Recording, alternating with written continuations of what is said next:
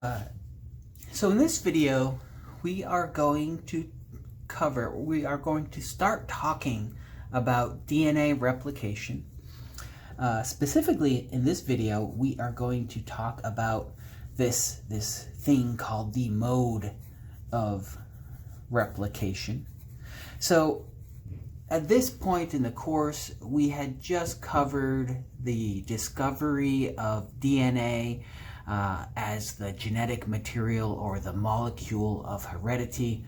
We had just covered the structure of DNA and the Watson and Crick model of DNA structure. Now, shortly after DNA structure was discovered, the question was, well, how is DNA replicated? So there were three primary hypotheses about DNA replication, let's say, or the mode of replication. So one was called the semi-conservative mode of replication. Two, the conservative mode of replication. And three, the dispersive mode of replication. So scientists didn't know which one of these was the mode of replication, would explain how DNA is replicated. They didn't know if it would be the same way in every organism. But let's look at what they are. So with semi-conservative, so this mode of replication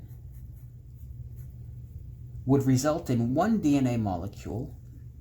If this molecule is replicated, so semi-conservative says of the two molecules that are created by the replication process, each one contains an old strand of DNA from the original molecule and a new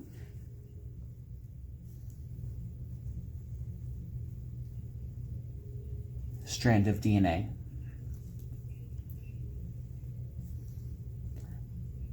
And so these little hash marks, these are the nucleotides of the strand.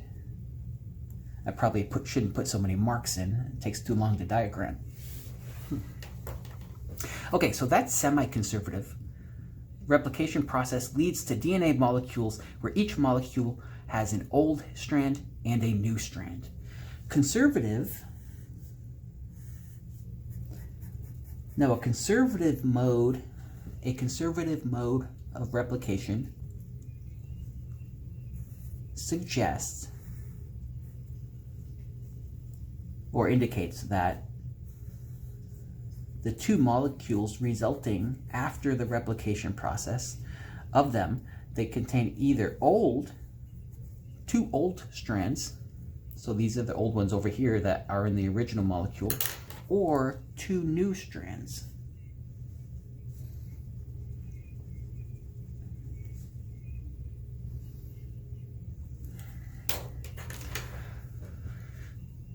Okay, so that would be, if this is how replication worked through a conservative mode, replication would result in these two molecules, one of which both strands are old and one in which both strands are new. Dispersive, this is the most complicated mode, and scientists didn't know how DNA was replicated, so they needed to consider all the possibilities. Now, this one suggests that both strands of both molecules resulting from replication contain a mixture of new DNA and old DNA.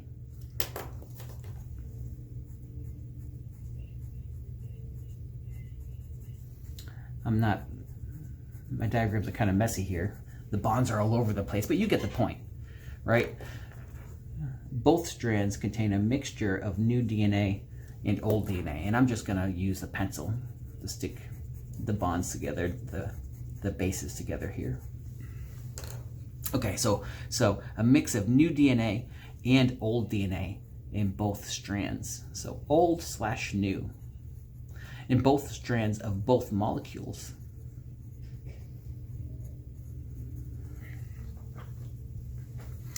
So scientists didn't know which one of these modes was would accurately was being used in organisms that needed to replicate their DNA, and all organisms that will need to replicate their DNA. So it turns out this is the one that is used by all organisms. So they use semi-conservative organisms use a semi-conservative. Sorry about. I think I had too much caffeine this morning, having trouble pronouncing words. So most organisms, or all organisms, as far as I know, use a semi-conservative mode of replication to replicate their DNA, and the scientists who are credited with I guess discovering this are named Meselson-Stahl. And they were working with E. coli. So they used E. coli and came up with a clever experiment to show that a semi-conservative mode of replication is the most likely mode of replication in E. coli. We now know that is true, and it's true in all organisms. As far as I know. I hate saying all, because this is biology, and usually there are exceptions to the rule. But I'm going to say all until someone tells me otherwise. Okay, so we're going to look at Meselson-Stahl's experiment, and I'm going to take a slightly different approach to explaining their experiment. And let's see if it works out. My goal is that you understand how their experiment works at the end of this video. So Meselson-Stahl, what they used, or their experiment, was based on the use of isotopes of nitrogen. So they used two isotopes, either nitrogen 14 or nitrogen 15. Now, isotopes are, isotopes of an element, they have the same number of protons, right? To be the same element, you have to have the same number of protons, but they have a different number of neutrons. So nitrogen 14, let's say this is a nitrogen nucleus. Now, it has 7 protons and 7 neutrons. Nitrogen 15, however, has 7 protons and 8 neutrons. So, when you consider this, if you had to guess which one had less mass, than the other, which one would have less mass? Neutrons are pretty light. I don't know how much a neutron weighs, but we can probably guess it doesn't weigh much, right?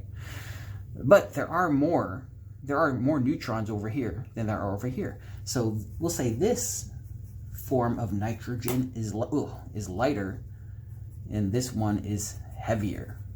This one has less mass, this one has more mass. So, and how did they use these? Well, they use special salts. We'll call this 14NH4Cl, ammonium chloride. When they wanted to use nitrogen 14, they used this salt in their medium. And this one over here, they use 15NH4Cl when they wanted to use nitrogen 15. So, okay, what did they do with these different isotopes? Well, they started with minimal medium. Let's say minimal medium. And in this medium, they're going to use this medium to grow E. coli. And they are going to use 15 NH4Cl. So this ammonium chloride here, NH4Cl, with the with nitrogen 15. And what this causes is it causes all the E. coli growing in here. So they're going to grow E. coli in here. So there's my E. coli, and let's say that's the chromosome right here. So E. coli will grow in here, and it will need to make nucleotides, and we know nucleotides have what? They have nitrogenous bases, and let's say pyrimidines. I wonder if you can see past this guy. Pyrimidines have what? At least 2 nitrogens, right? And purines have at least 4 nitrogens, right? So DNA is nitrogen rich. And so all the DNA that is incorporated into these chromosomes, into the chromosome here, is going to have the 15N isotope of nitrogen. So we'll call the E. coli that's growing in this medium, we'll call this generation 0. Need a sharper pencil. So we'll call this, we'll take a sample. We'll call this sample generation 0. All my pencils are dull. Let me sharpen some of these pencils.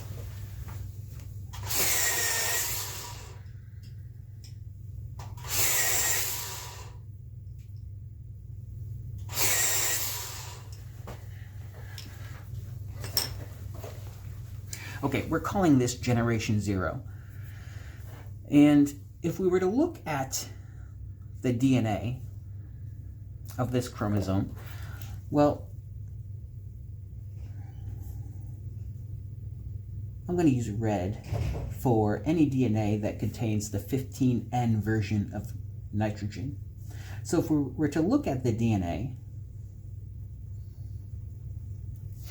both of the strands would be 15N strands. So all the nucleotides in the strands have that 15N version of nitrogen in there. Now, if we were to, let's say, take this bacteria here, isolate it, wash it off, and move it, oh, these pencils. Okay, move it to minimal medium with 14N, let's say 14N H4Cl. So no more 15N in the medium. Get the bacteria, spin it down in a centrifuge, not too fast, we don't want to kill the bacteria. Maybe rinse it off with some water or a solution, and then resuspend it in medium with 14NH4Cl. So there's no more 15N. Well, all the bacteria there, when it wants to divide, when all the bacteria divide, and when they're making more nucleotides, there's no more 15N. So all the new nucleotides are going to be made with the 14N version of nitrogen. So what we're going to do is we're going to let this bacteria here, this bacterium, let's say we're only working with one bacterium. It's a population of millions of cells, right? But let's just look at this one right here. It's going to divide, and it's going to make 2 daughter cells, each with a chromosome.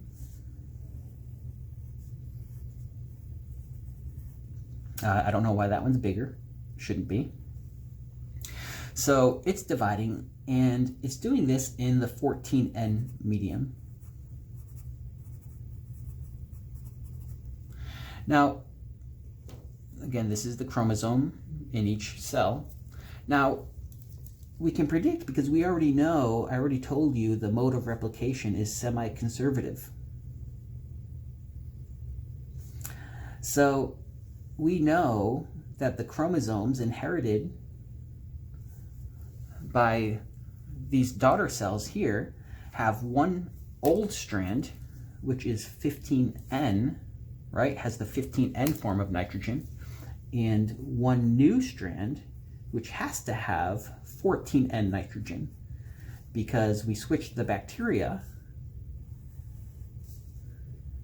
to medium that only has 14N nitrogen.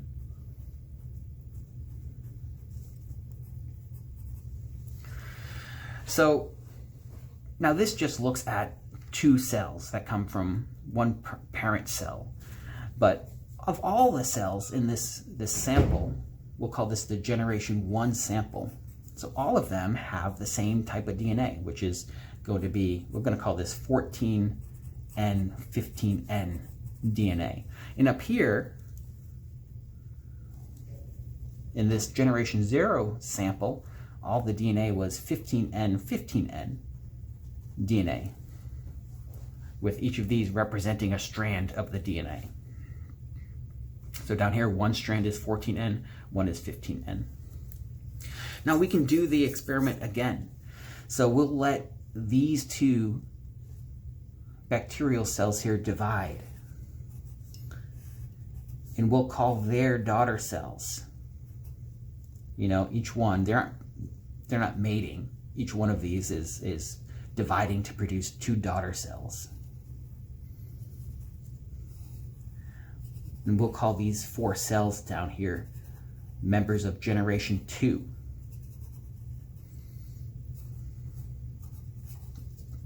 And they each have a chromosome. Now, because DNA replicates semi-conservatively, we know that, you know, one of these daughter cells is going to get the old strand here. Well, the old strand, the 15N, and the other one is going to get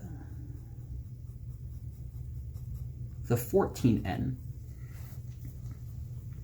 Now, you know, these daughter cells don't inherit single strands of DNA. The DNA is replicated in the mother cell before it's passed to the daughters.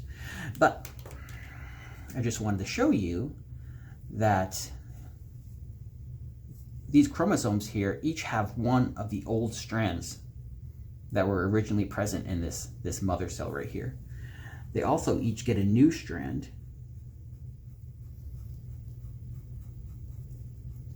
14N and 14N. And we can't tell anymore, you know, which is the old strand, which is the new strand, when the DNA molecule contains both 14N strands. But we can tell here that this 15N here, we can trace this all the way back to generation 0. So the same thing's going to happen in these two, right?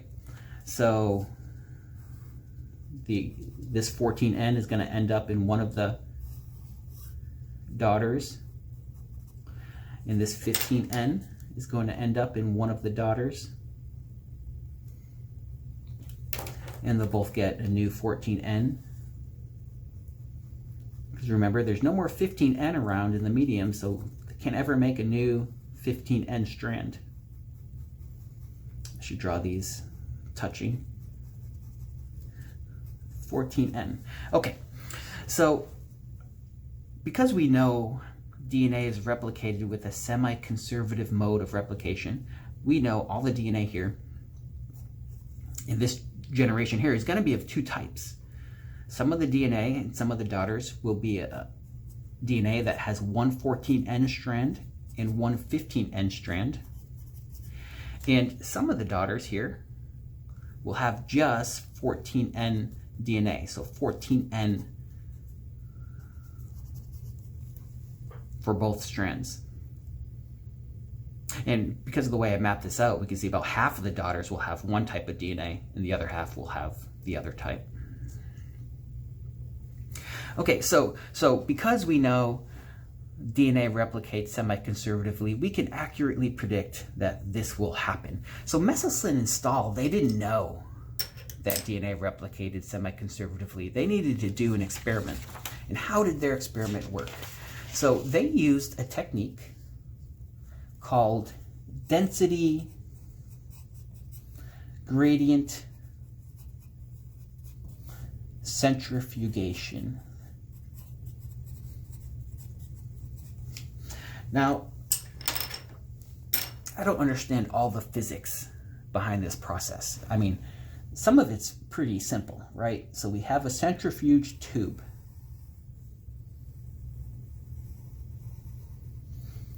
And we have a solution. And what we are going to do, we are going to spin this solution at a very high speed.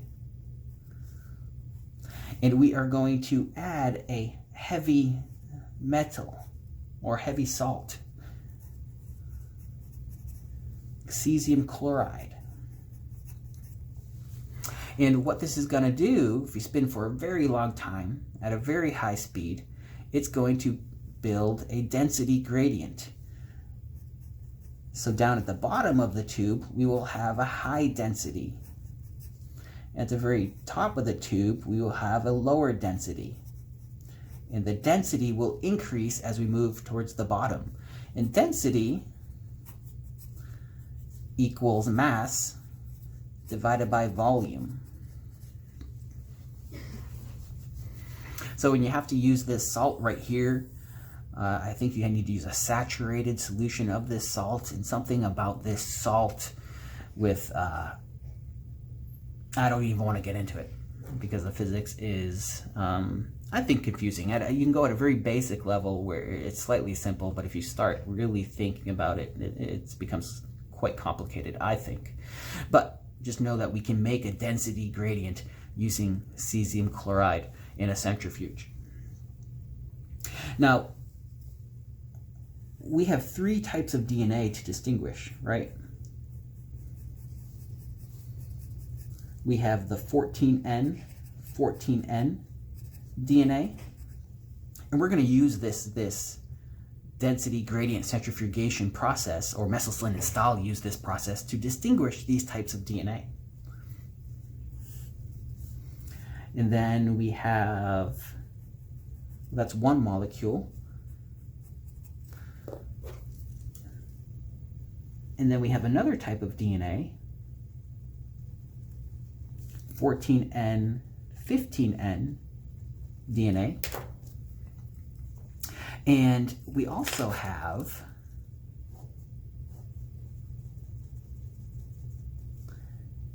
(15N)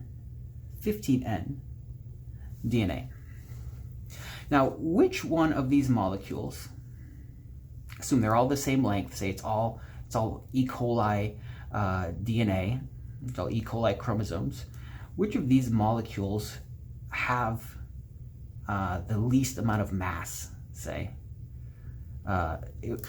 So these guys right here would be the lightest, right? We already determined earlier in the video that 14N has less mass than 15N.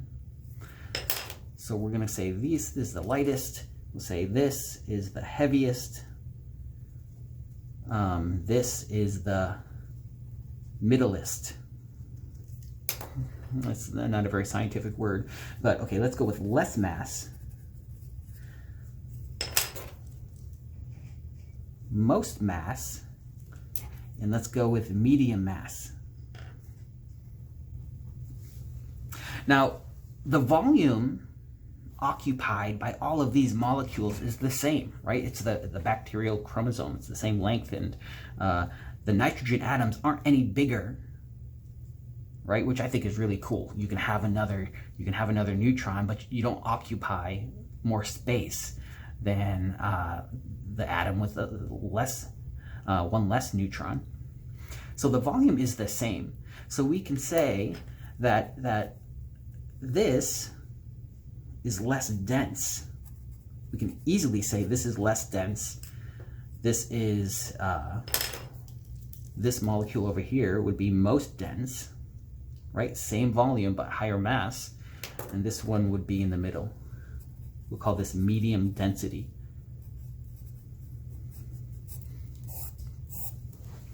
Okay, so if we were to add, so DNA, just 14N, 14N DNA to this tube, and we spun it for a really long time, we should see DNA, say we'll see it right about here. So this would be 14N, 14N. And let's say we added this one too to the tube. Then we would see something down here, which would be 15N, 15N. And let's say we added this too. So we mixed all of these. Say we had all these isolated. We mixed them all and we added them all to the tube and spun for a long time. We might see this one right here, 14N, 15N. So the DNA molecules are traveling or migrating to that point in the tube where their density matches the density of the surrounding solution. So the most dense DNA molecules are moving towards the bottom, the least dense are migrating and is settling at a position near the top, and the middle density molecules are finding a position somewhere between those two sort of extremes. So that's how Meselson-Stahl, that's how they did their experiment. But let's see what the results were. So when they looked at the generation 0, let's see, how did I want to do this? So when they looked at generation 0, what they saw was, well, let's see. So remember, low density is up here, high is down here. Now let me see if I can go back to my original notes here. So remember, generation 0 in their experiment with just the 15N, 15N DNA, because we knew that, you know, well, we don't have to get into how it's replicated yet, because at this point, we didn't consider replication. So they just grew the bacteria in the medium with just the 15N salts, the 15N ammonium chloride. So all the DNA had 15N nitrogen on both strands. So only one type of DNA. Generation 0 should only have, well, they only saw one band. And that's what we would predict. So what about generation 1? So generation 1, you know, because it's a semi-conservative mode of replication, we have two types. Well, the DNA molecule, we have one type of DNA molecule. Each molecule, all the DNA molecules have one strand of 15N and one strand of 14N.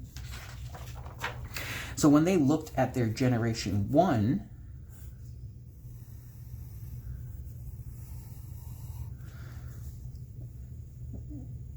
DNA, what they saw was, yeah, one band. And you can predict it should have migrated a little higher than a 15N, 15N DNA molecule, or 15N, 15N DNA molecules would migrate.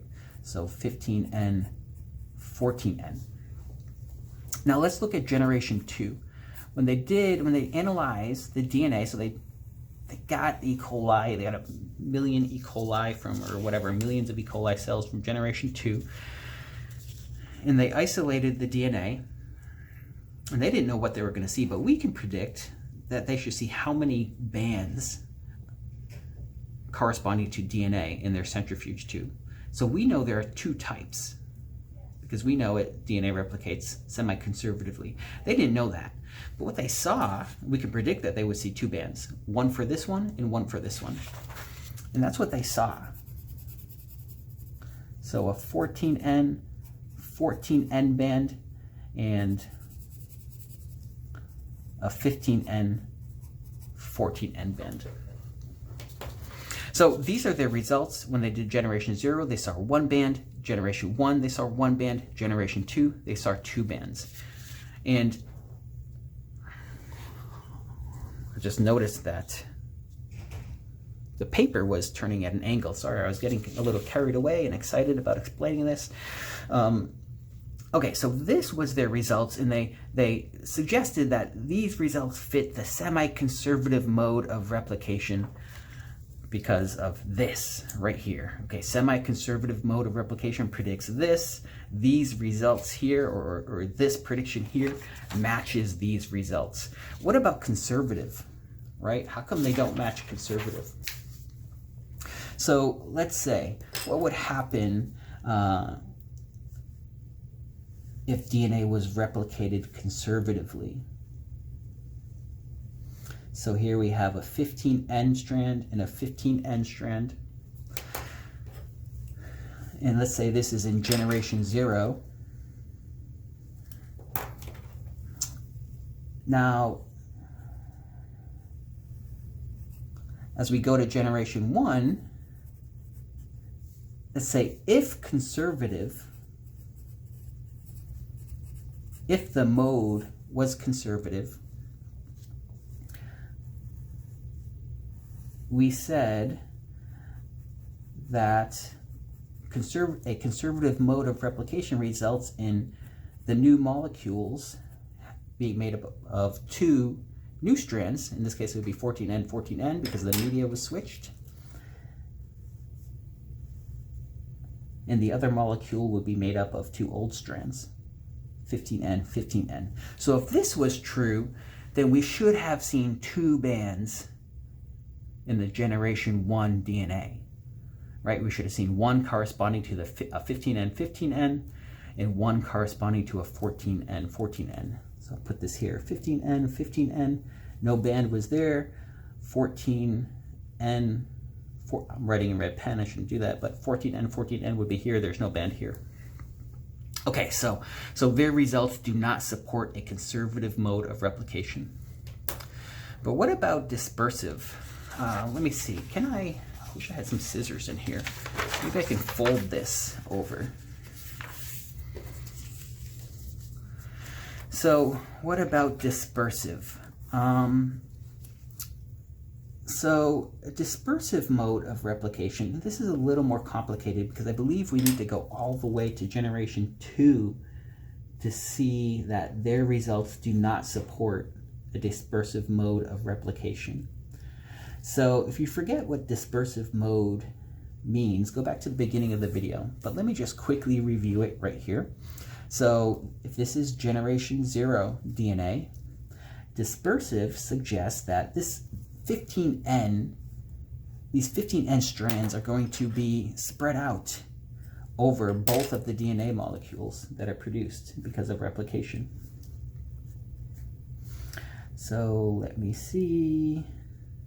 It's kind of hard to neatly diagram the dispersive mode.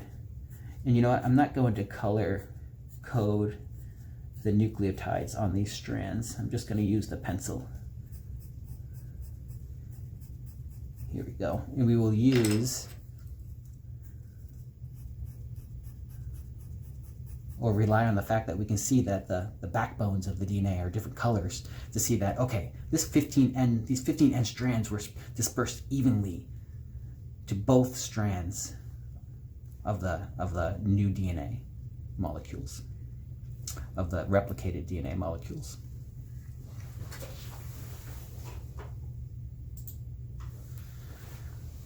So this would be generation 1. And the same thing would happen in generation 2.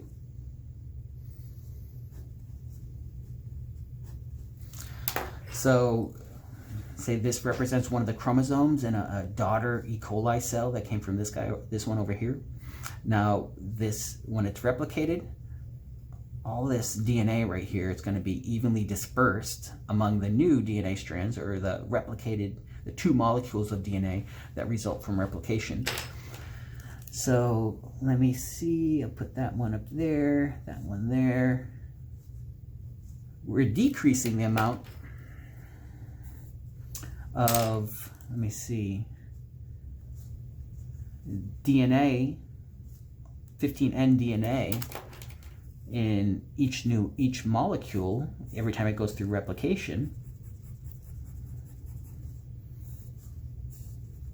But each molecule is getting the same amount, approximately. So I could just repeat this down here.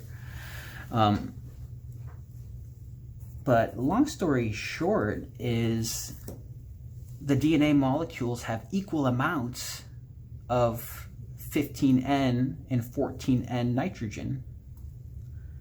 So I'll just put 14N, 15N here, 14N, 15N here.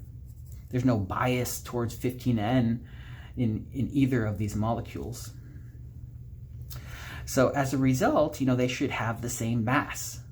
And so we should see in generation 2 just a single band corresponding to these DNA molecules.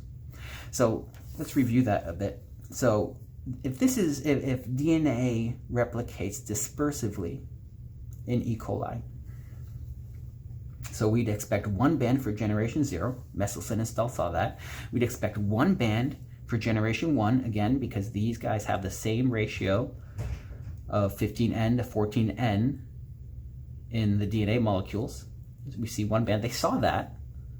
So their generation 0 and generation 1 results support dispersive.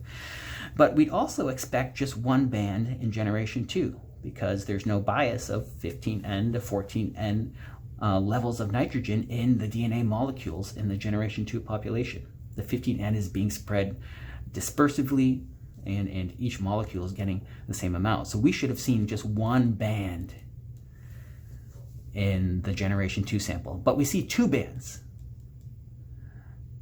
So this result right here refutes the dispersive mode of replication hypothesis. So all in all, Meselson-Stahl's experiments support experiments with measuring or looking at DNA by density gradient centrifugation in generation 0, generation 1, and generation 2 E. coli suggest or indicated that the semi-conservative mode of replication is the mode of replication.